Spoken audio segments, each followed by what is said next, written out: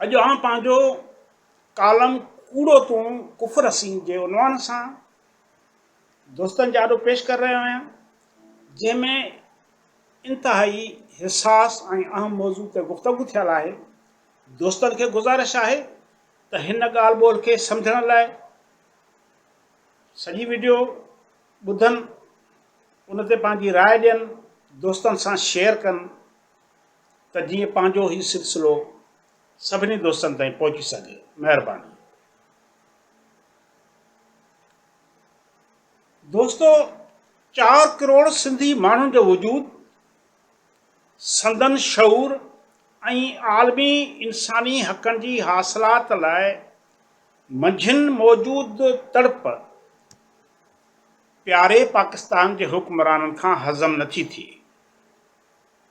पाकिस्तान ठहण खां वठी अॼु ताईं आमरियत ऐं आपेशाही ख़िलाफ़ जिदोजहद हुजे या वरी जमहूरी हक़नि लाइ जिदोजहद खां वठी क़ौमी हक़नि जे हासिलात लाइ हलचल हुजे, उन जो जेकॾहिं अखियुनि तां तासब जा खोपा लाहे तजियो कयो वञे त इन्हनि मेडनी जिदोजहदुनि जी सरवाणी वारो किरदारु सिंधियुनि अदा कयो आहे।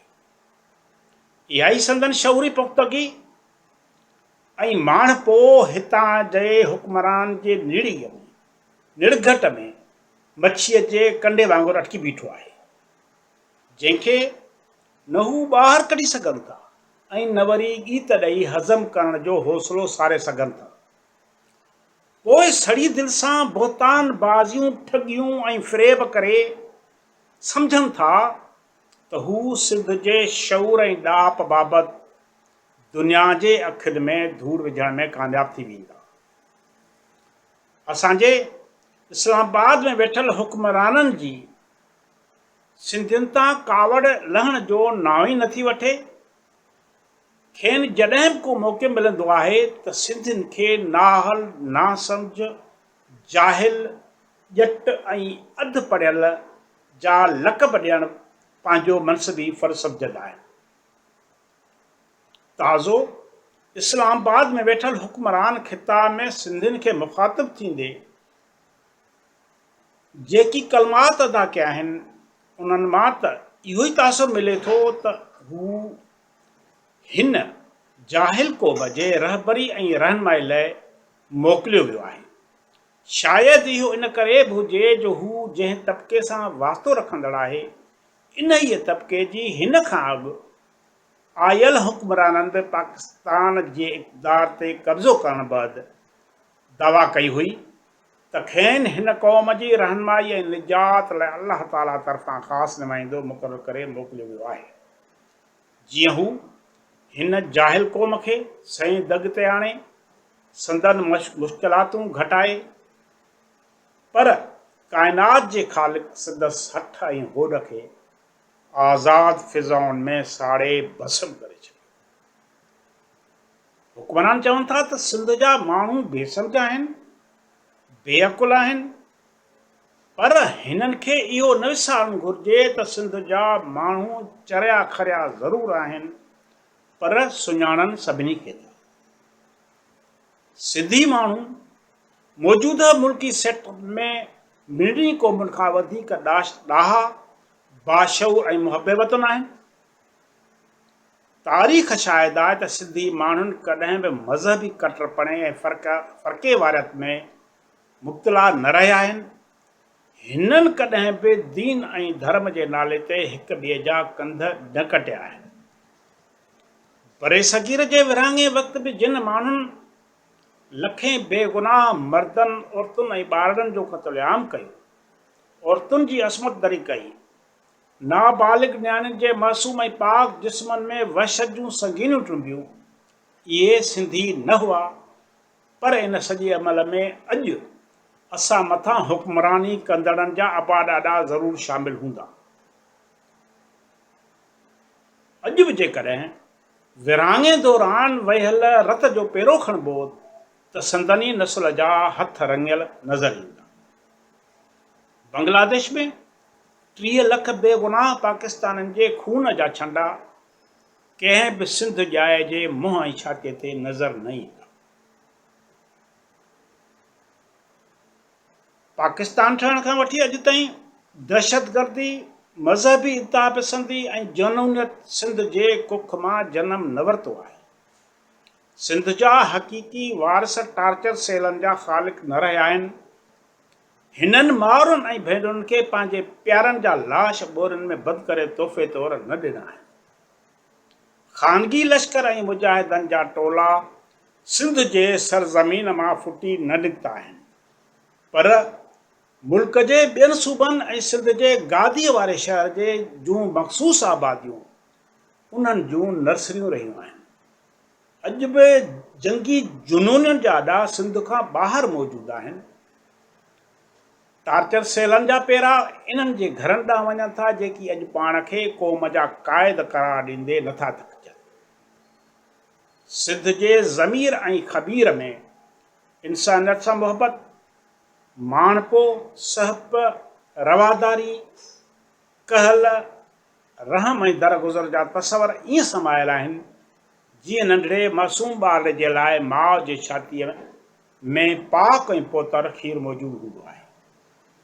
असांजा हुक्मरान दहशतगर्दी, मज़हबी जुनूनियत ऐं इंतहा पसंदी ख़िलाफ़ आमरीकी ॾोकड़नि एवज़ वेड़ में मसरूफ़ रहिया आहिनि, पर सिंध जे माण्हुनि त उन वक़्तु बि जंगी टोलनि ऐं दहशतगर्द ग्रुपनि जी सरवाणी ऐं वादवी जी मुखालफ़त कई हुई, जंहिं वक़्तु हुक्मरान अॻूणी सोवियत यूनियन जे अफ़गानिस्तान में मौजूदगी ख़िलाफ़ अज़ीम जिहाद में मसरूफ़ हुआ।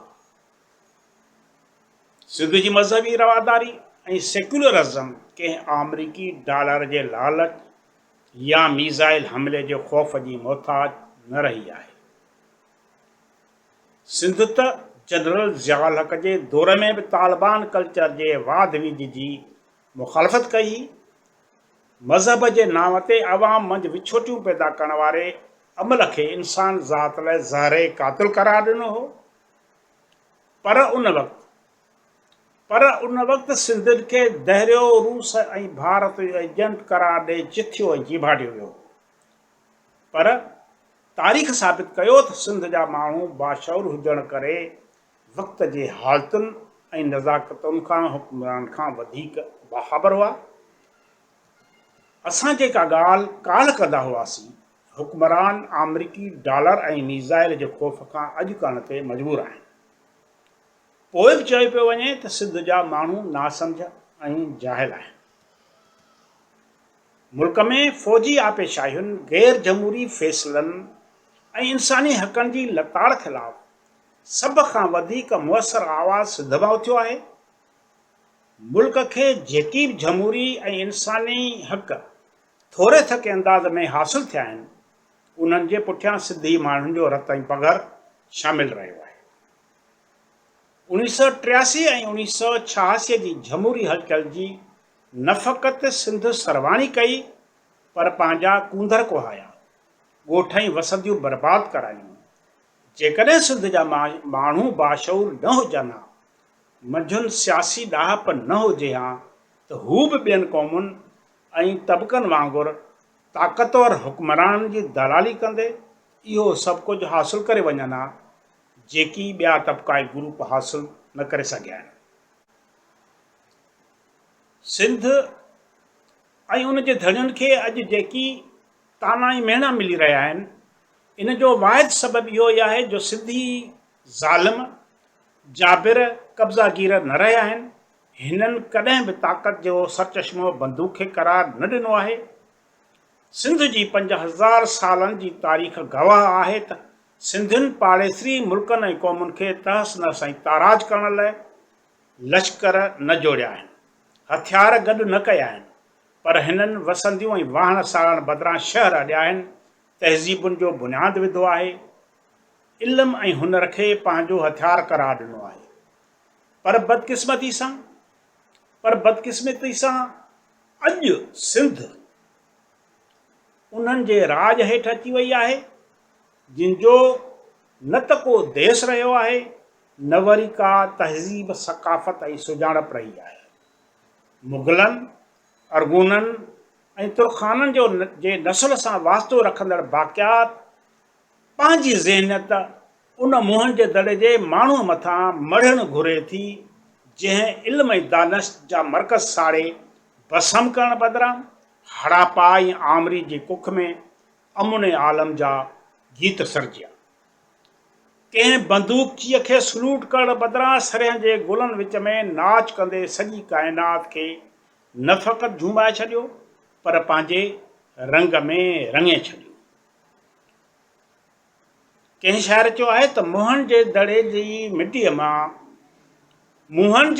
जे मिटीअ मां थी माज़ीअ जी का यादि अचे, हिन देश जा माण्हू ॾाहा हा जिन लाइ जीए सिंध अञा। महिरबानी।